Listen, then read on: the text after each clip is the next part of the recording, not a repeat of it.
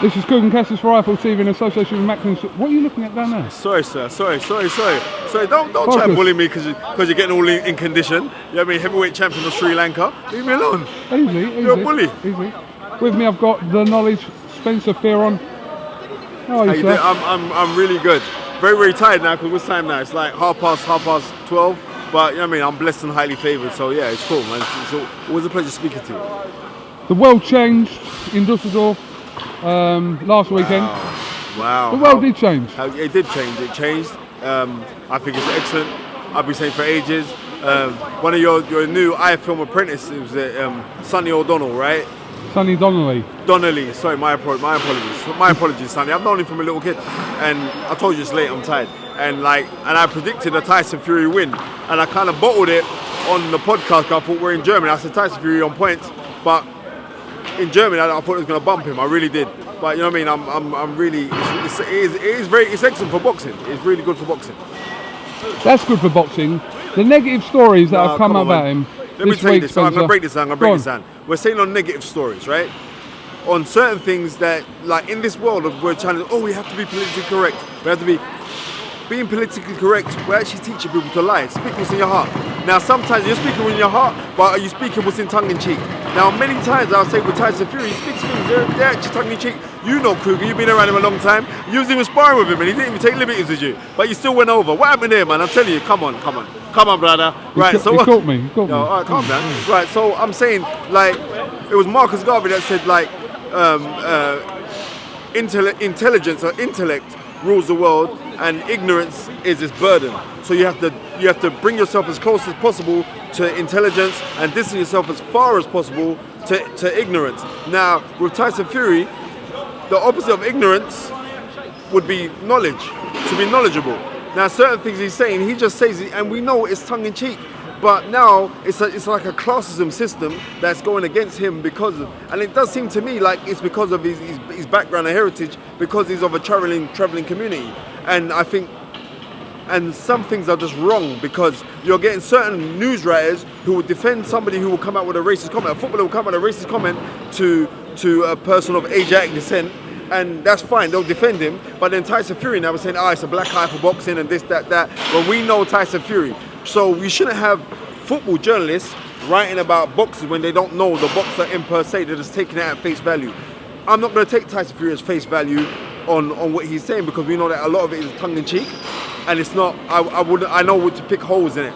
But bottom line is this: it was Oscar Wilde that said like the worst thing about being talked about is not being talked about, and everyone's talking about Tyson Fury. Whether you're saying good or bad reasons, what he done on the weekend against a man who hasn't been beaten in 11 years.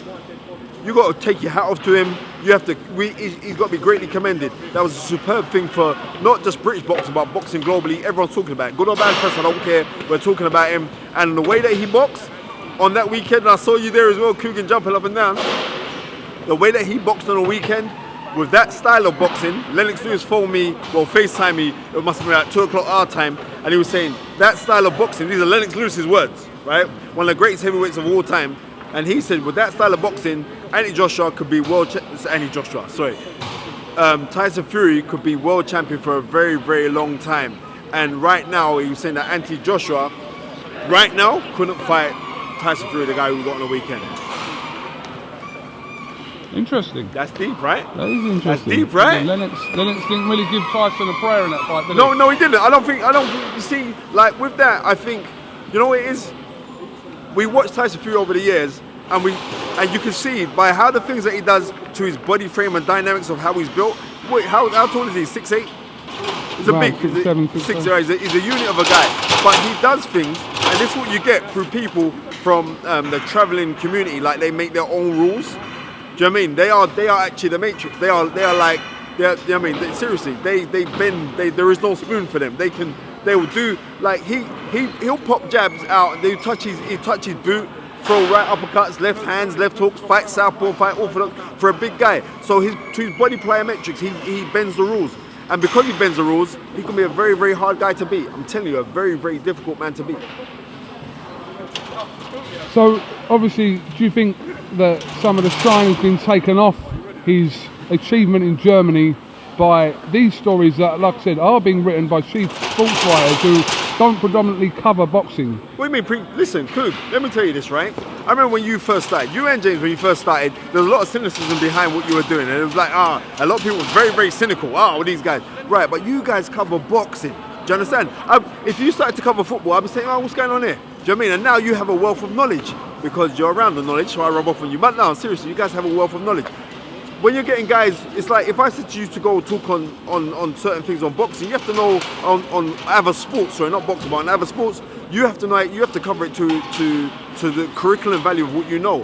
You don't know about the other sports. You're getting journalists who are writing who don't know. They're just taking it at face value. And like I'm saying, I don't really want to hamper. I don't really want to keep on going on that. I think it's a fantastic win.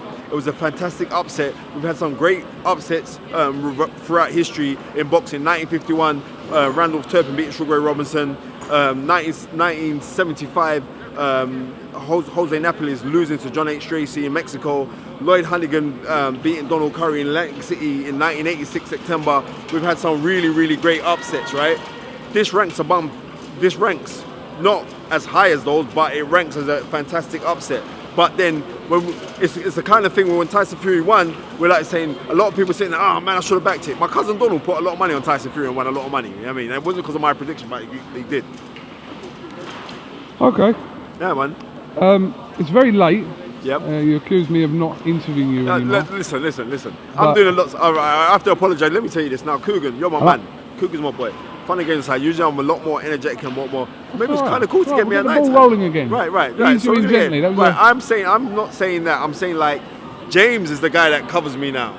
James will always say, Spencer, we got to get bits with you and all the rest of it. But KUGAN now, it's like KUGAN's just. I tried to talk to KUGAN now. It's like, KUGAN, what's going on? Don't talk to me.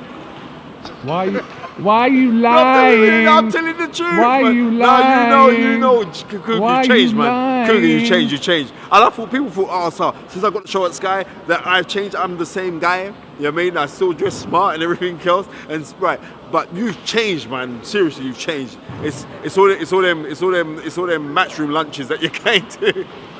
How many bitches because you weren't invited? No, you know what? I was looking after my child, so you know. It's cool. It's all good, Spencer. No, seriously.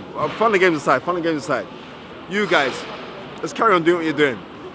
It seems like you got like 9 million views. 1 month. 1 mil. 1 month. 1 month. 9 million views.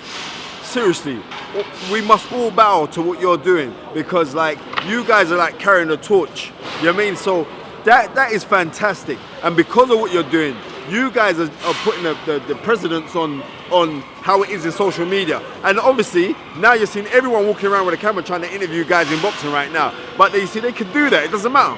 Because none of them can be iFilm TV, none of them can be James, and none of them can be KUGAN CASSIUS. Keep doing what you guys are doing because it's fantastic, you know what I mean? But someone's at Sky TV, son. Anyway, peace, 2 fingers. I'm gone.